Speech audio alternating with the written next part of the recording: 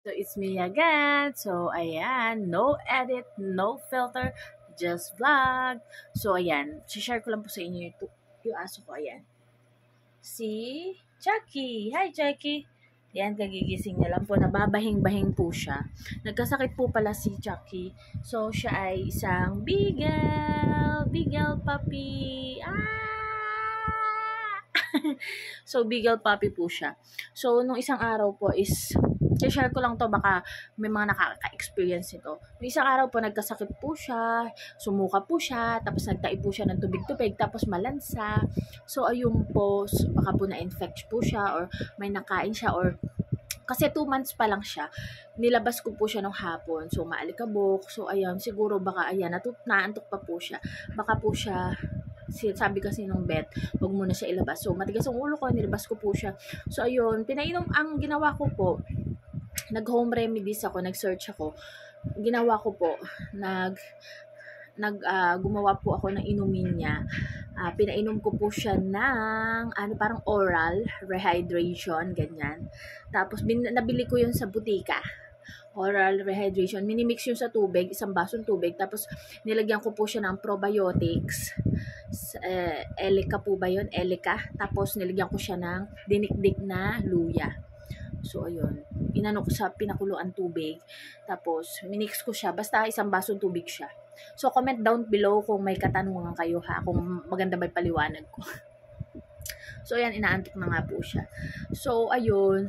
Ngayon, meron pa siyang sipon-sipon ng konti. Pero, actually, tumain na siya ng buo at hindi na tubig-tubig ang kanyang ang galing.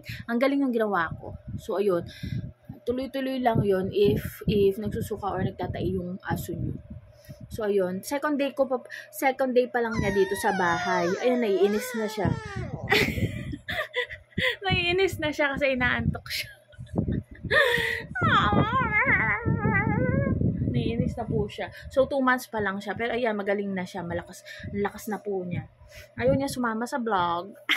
So, sineshare ko lang sa iyo yung nangyari sa iyo para makatulong sa ibang tao. So, comment kayo kung may tanong kayo. So, ayun, survivor naman siya. Okay na siya.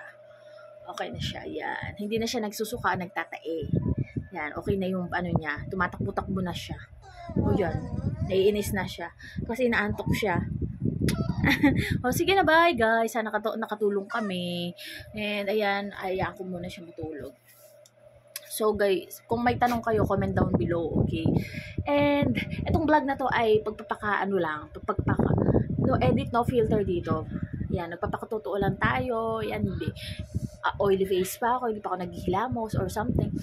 So, ayun. Itong vlog na to is kwentuhan lang, sharing, ganyan, pagpapakatotoo, kung sino ka talaga. So, ito, yung vlog na to, parang nai-share ko yung everyday life ko, ganyan. So, yun lang. For me is, I'm happy sa position na life ko ngayon and I'm contented. Pero still, nagsisikap ako para sa magandang future ko and sa mga past na mga nangyayari natin, mga mistakes and mga nakaraan na nahihirapan tayo, just call Him. Masaya or malungkot, just call Him, our Father, God in heaven. Why? Because He is always waiting for you. Yun. Just, hanapin mo lang siya sa puso mo. Just close your eyes, pray deeply. Yun. Dito sa buhay na to, life is short. Sa mundo na to, life is short. Hindi natin alam mga mangyayari. But, you always talk to Him. If you need something, if you're happy, if you're lonely, if you're bothered, any emotion, ganon. Just pray. Yun lang mapapayo ko. Okay, bye. Don't forget to like, share, and subscribe to my channel. Click the notification bell for more upcoming videos. And bye. See you on my next vlog.